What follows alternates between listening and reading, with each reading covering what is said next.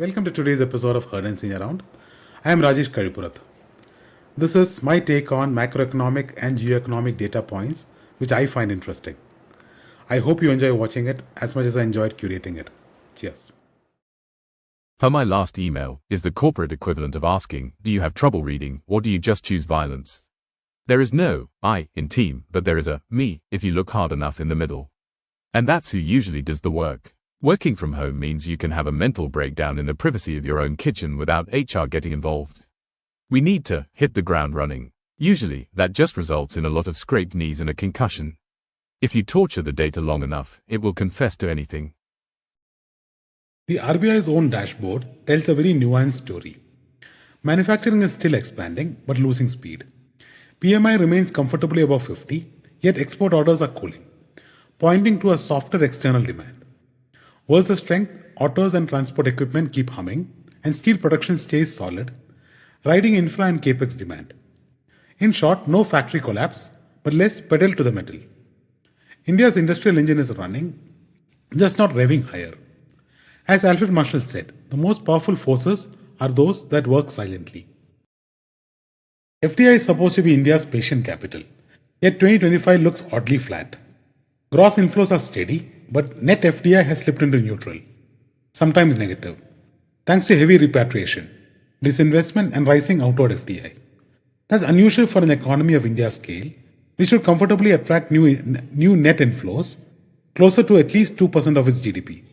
The message, investors aren't exiting India, but they are recycling capital rather than adding fresh risk. Stable, yes. Conviction, not yet. Last year was a tale of two balance sheets. Large banks delivered single-digit to low 20% returns, steady, regulated, predictable. Large NBFCs, meanwhile, sprinted. Housing finance and gold lenders clocked 40 to 70% gains as credit demands, ROEs, and growth optionality got repriced. Markets paid up for speed over safety. The catch? This trade works best when liquidity is kind and funding stays friendly. When cycles turn, banks age better than sprinters.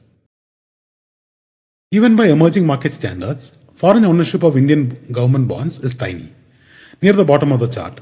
That cuts both ways.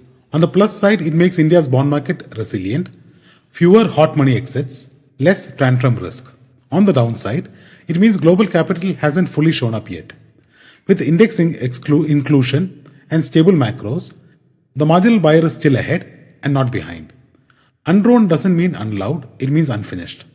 As Rudy Dornbush said, in economics, things take longer to happen than you think they will. This chart puts today's AI boom in brutal perspective.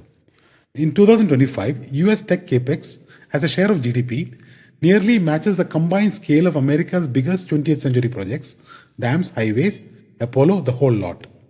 Only this time it's not concrete and steel, but chips, data centers, and power-hungry servers. Private balance sheets are doing what the governments once did. The bet is massive productivity. The risk? Overbuild before payoff. History says scale like this always reshapes the economy eventually. Like Paul Krugman says, productivity isn't everything, but in the long run, it's almost everything.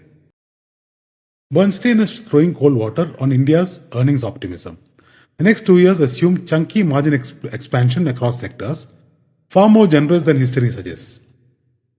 Profits are expected to grow faster than revenues by a wide margin, which works on spreadsheets, not always in cycles.